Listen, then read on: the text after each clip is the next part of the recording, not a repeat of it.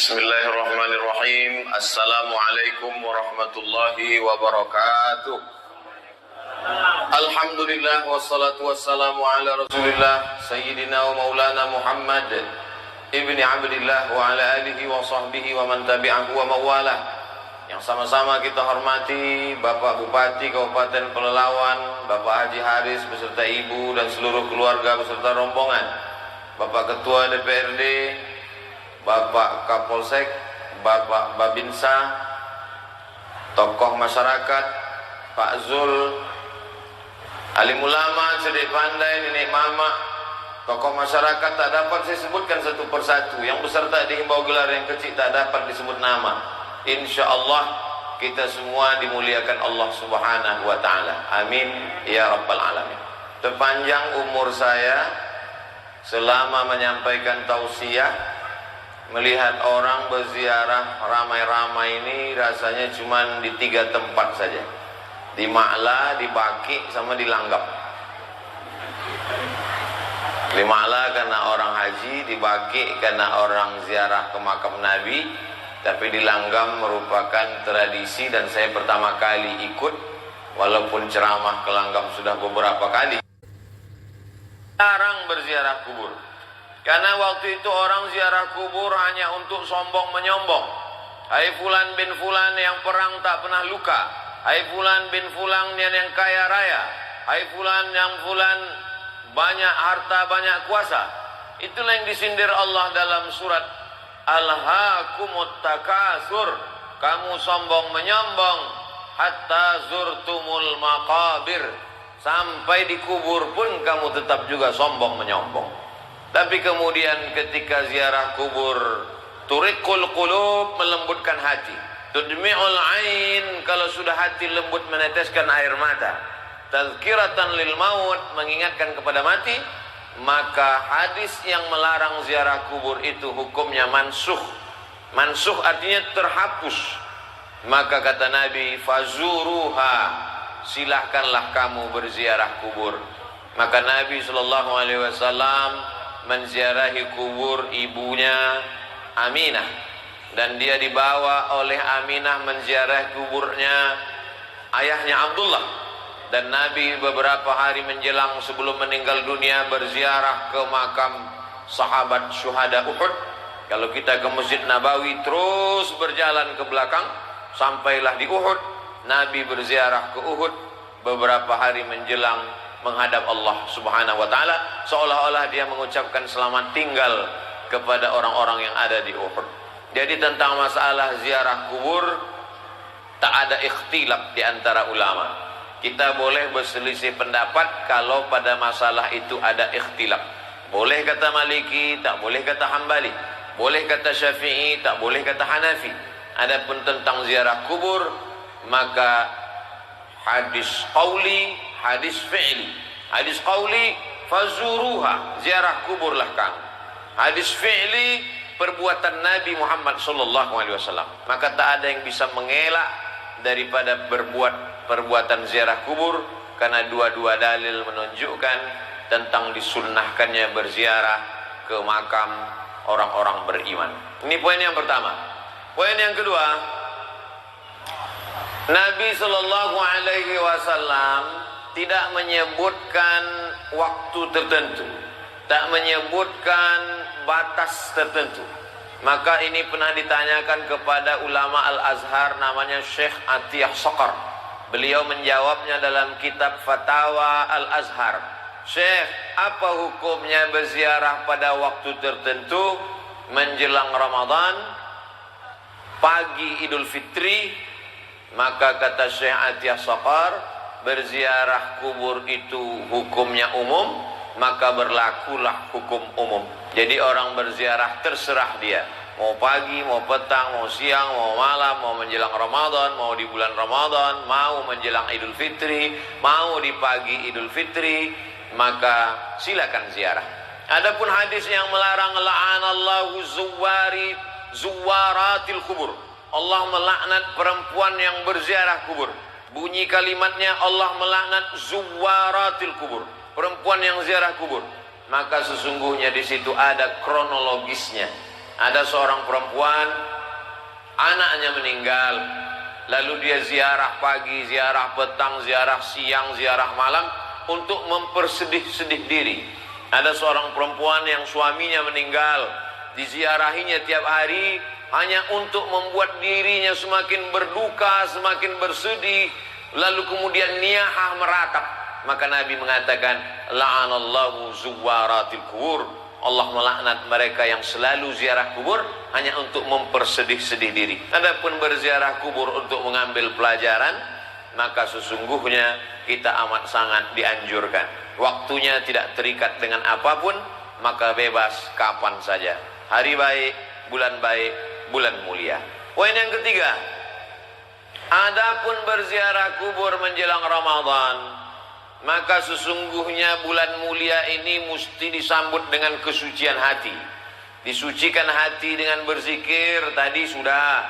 Disucikan hati dengan tabligh akbar pengajian selepas subuh, tadi sudah. Maka disucikan hati dengan mengingat mati. Wa kafa bil mauti wa'izah, cukuplah kematian itu sebagai nasihat. Ada nasihat yang berbunyi menggelegar, khutbah hari Jumat. Ada nasihat yang disampaikan alim ulama dalam bentuk nasihat. Ada nasihat yang tak berbunyi, yang tak bersuara. Ada nasihat yang tak berkata-kata. Nasihat bukan yang dituliskan tinta pena di atas kertas. Nasihat yang tidak bersuara, tak berhuruf. Nasihat itu diam. Nasihat itu adalah kematian. Maka sebelum Ramadan berziarah, supaya hati mengingat mati, maka lebih khusyuk ibadah Ramadannya. Seakan-akan inilah Ramadan yang terakhir. Semakin berziarah di kubur sebelum Ramadan, menguatkan keyakinan bahwa dia akan mati menghadap Allah. Rumah tinggal, kendaraan tinggal, keluarga tinggal, yang dibawa hanya amal. Yarji usnani, yang dua balik ke rumah. Maluhu, hartanya pulang ke rumah. Ahluhu, anak cucu menantu istri suami kawan sahabat andai tolan jiran tetangga, semuanya pulang ke rumah. Wa yabqa wahidun, yang tinggal cuma satu. Wa amaluhu, amal itulah yang tinggal.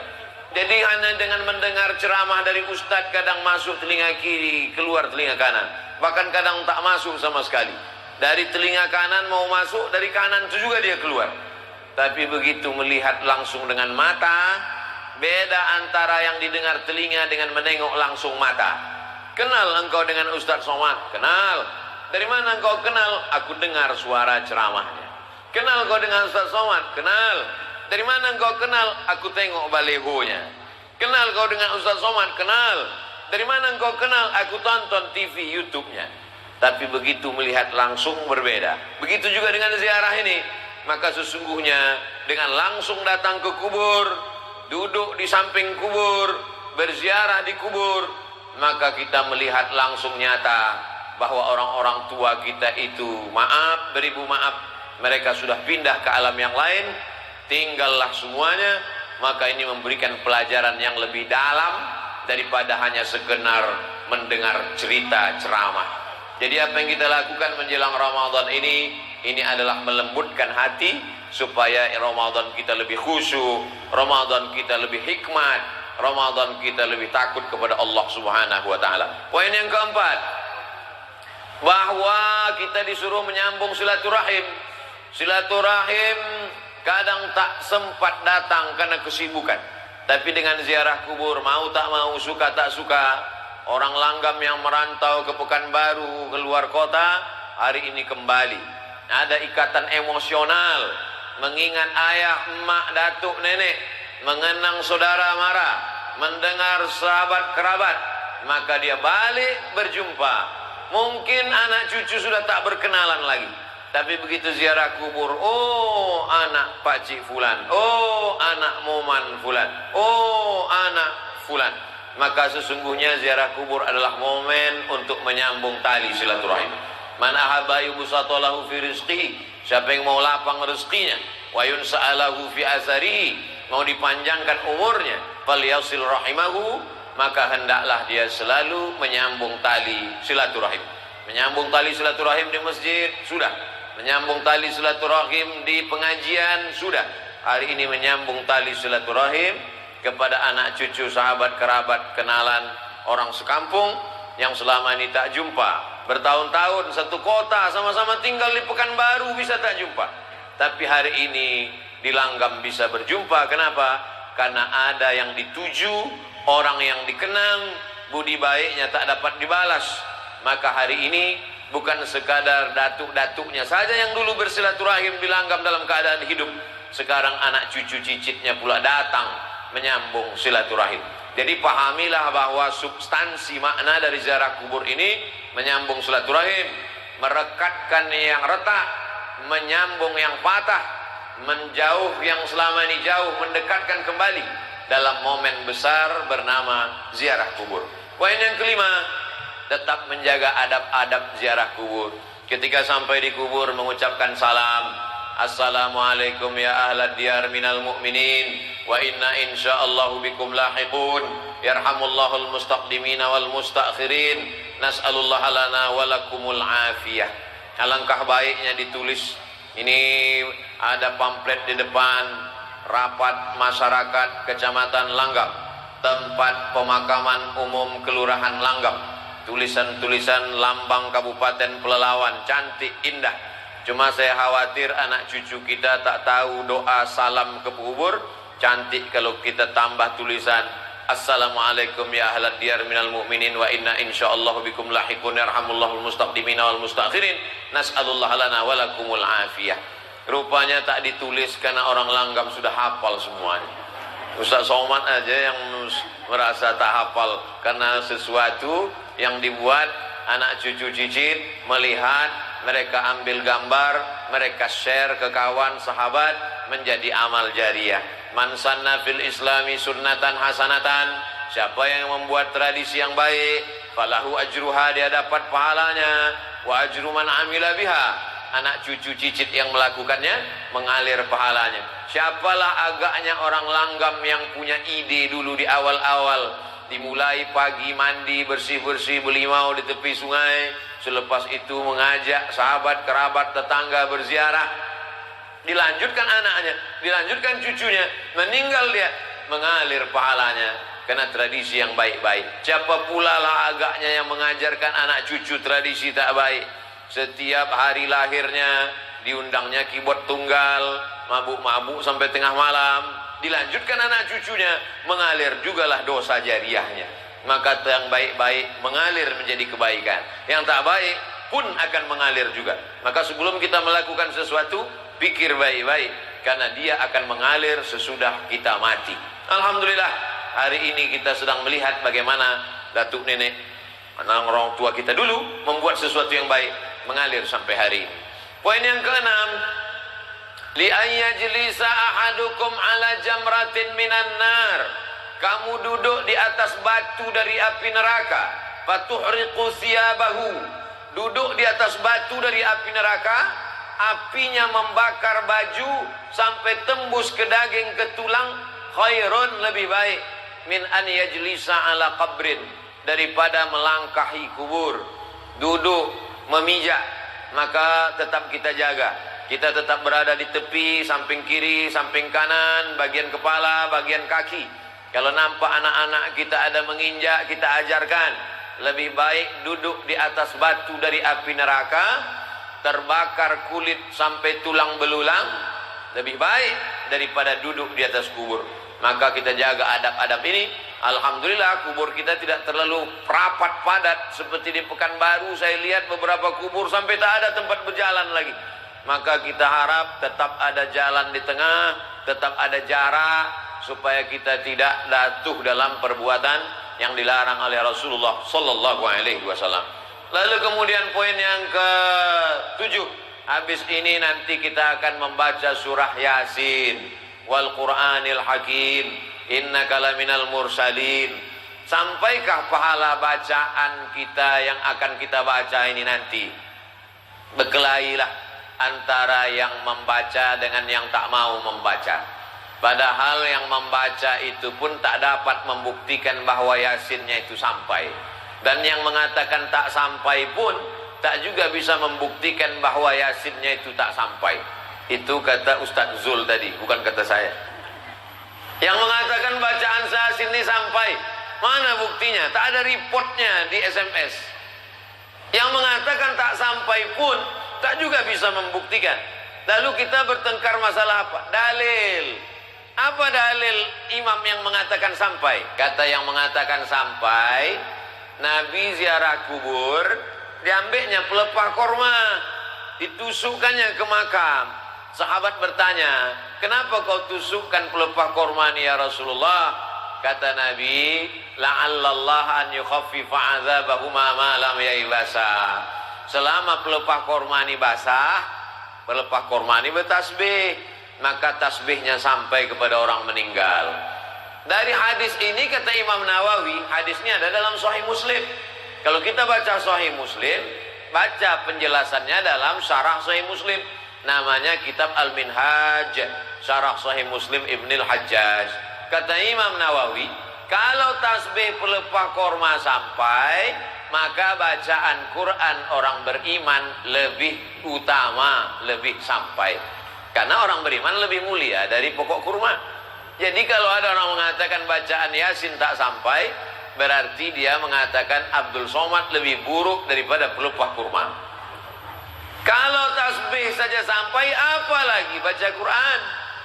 Baca Quran lebih mulia dari tasbih. Kalau tasbih pelepah korma sampai, apalagi baca Quran Abdul Somad. Begitu kata Imam Nawawi dalam kitab Al-Minhaj, Syarah Sahih Muslim Ibnul Hajjaj. Jadi kita masalah dalil. Cara yang terbaik adalah menghormati pendapat orang. Ustadz yakin sampai, saya yakin sampai. Tiap malam Jumat saya bacakan Yasin untuk almarhumah, almarhum orang tua. Masalah bahwa ada berbeda pendapat, maka kita mengikut yang disampaikan oleh para ulama. Ati'ullah, taat kepada Allah, wa ati'ur Rasul, taat kepada Rasulullah SAW, wa ulil amri. Ulil amri di situ kata sebagian ulama adalah ulil amri, para ulama yang mengerti dengan dalil. Maka kata Imam Nawawi dalam kitab Al-Azkar, wa in khatimul Qur'ana, kalau dibacakannya sekhatam Quran, fahuwa hasanun, paling elok afdal sekhatam Quran 30 juz.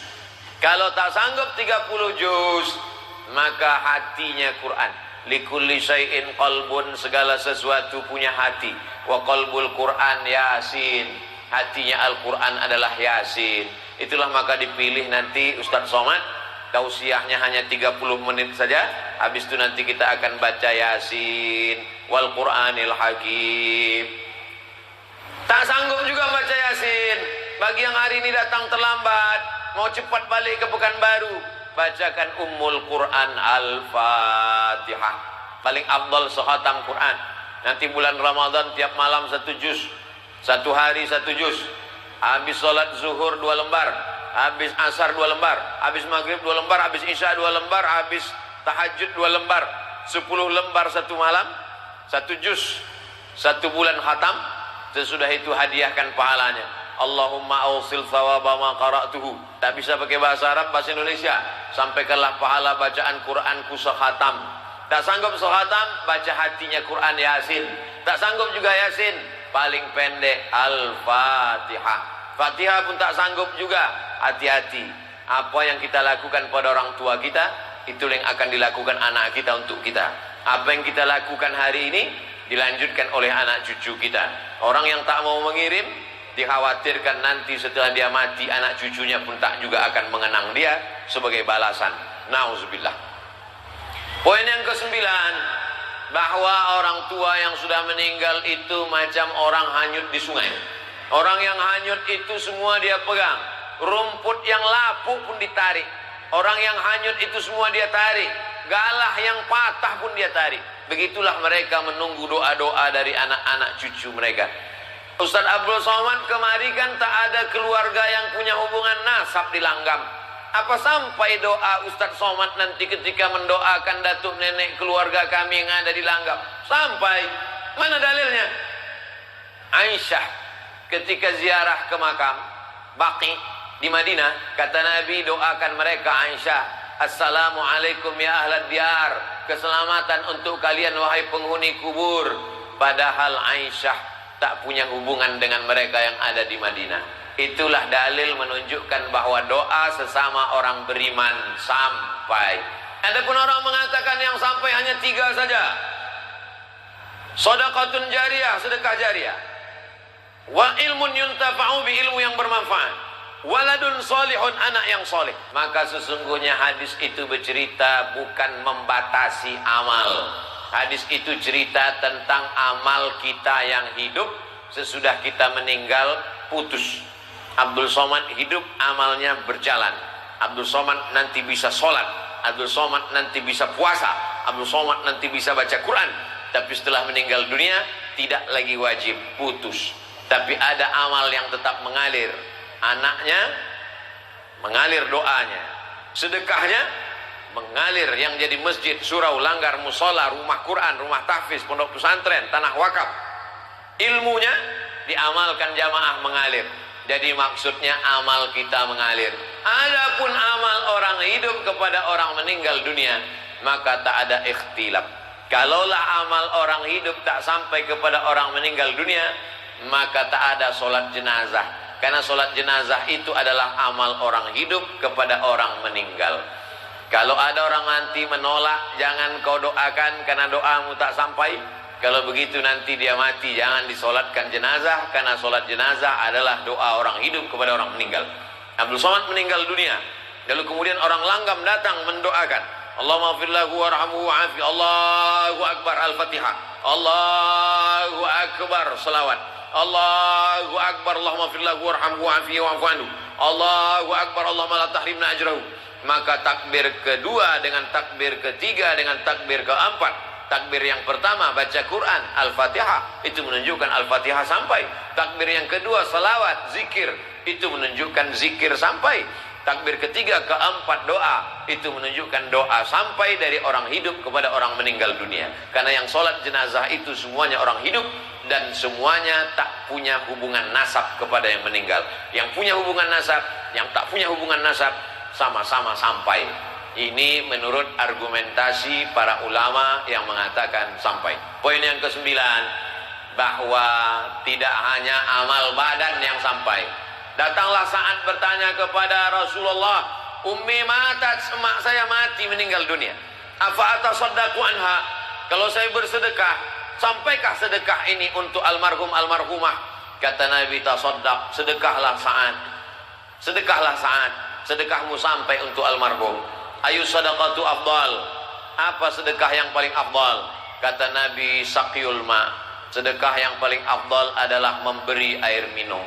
Sedang air minum sampai, apalagi lah rebus jagung sampai. Dulu ambo dibawa Buya Fadli Rahman ke Langgam nih, dikasihnya waktu itu rotannya warna coklat, kini rotan lah hijau pula nampak. Sampai sedekah makanan sampai, maka siapkan sedekah makanan untuk buka puasa nanti, hadiahkan pahalanya untuk almarhum almarhumah, nanti tabung duit berkurban, hadiahkan pahalanya untuk almarhum almarhumah. Maka sedekah baca Quran sampai, baca Yasin sampai, begitu juga dengan sedekah kurban sampai, begitu juga kurban. Mana dalilnya kurban itu sampai, Buya? Nabi mengatakan waktu menyembelih, Allahumma haza an Muhammad wa ali Muhammad, kupotong kurban ini untuk Muhammad dan untuk keluarga Muhammad. Itu menunjukkan kurban pun sampai.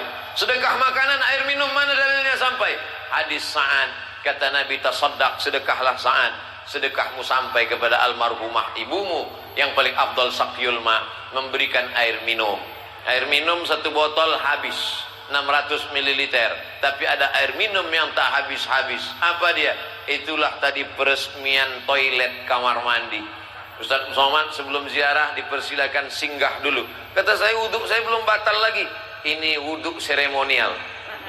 Karena ada orang Langgam yang bersedekah toilet, WC 2 pintu, lalu kemudian keran air wuduk, lalu kemudian saya pun berwuduk di sana untuk membangkitkan syiar, karena gambar Ustadz ini nanti akan dilihat oleh orang Langgam, supaya mereka pun akan berpikir, yang merantau dia semakin semangat cari duit, tapi tujuannya bukan mengejar dunia, dia akan balik membangun rumah Quran, dia akan balik membuatkan wakaf WC, wakaf tempat wudu. Sampai hari kiamat orang berwudu di tempat wudu tadi, tak tahu tak siapa membeli semennya, tak kenal saya tak siapa yang membuat, sampai hari ini tak tahu saya siapa yang membuat tempat wudu tadi. Tapi nanti yang bersebaran fotonya, foto Abdul Somad sedang berwudu di langgang. Maka lama-lama memang datang comeh ambo dalam hati. Abdul Somad tanda tangan masjid secara seremonial, wudu secara seremonial. Ambo khawatir nanti kata malaikat, Abdul Somad silakan masuk ke surga secara seremonial gitu. Maka tolong doakan supaya hati selamat dari riya, supaya kita semuanya masuk surga tidak secara seremonial, tapi masuk kekal selamanya sampai anak cucu kita jumpa dengan Nabi Muhammad sallallahu alaihi wasallam. Bagi yang duitnya banyak, habis covid corona nanti dia pergi haji. Haji kan orang tua, haji pun sampai. Mana dalilnya haji sampai? Sahabat Nabi haji, labbaik Allahumma subrumah, ambo hajikan subrumah. Kata Nabi, subrumah kau siapa? Subrumah akhi, saudaraku. Kau hajikan subrumah? Ya. Kau udah haji atau belum? Belum. Kata Nabi, hajikan dirimu dulu, baru hajikan subrumah. Itu orang dulu. Orang dulu lebih mau menghajikan saudaranya sampai lupa dirinya. Orang sekarang haji bolak-balik, lupa saudaranya. Maka sesungguhnya Quran yang kita baca sekarang sama dengan Quran yang dibaca Nabi. Hadis yang kita baca sekarang sama. Bedanya adalah perasaan dalam diri kita. Maka haji sampai, kurban sampai, sedekah air minum sampai, bacaan doa sampai. Nanti kita akan tahlil la ilaha illallah, la ilaha illallah. Sampaikah tahlil kita itu? Sampai. Mana dalilnya? Tasbih pelepah korma sampai. Ada yang lebih afdal daripada tasbih. Afdaluz zikri la ilaha illallah. Kalau tasbih subhanallah subhanallah subhanallah sampai, maka tahlil la ilaha illallah.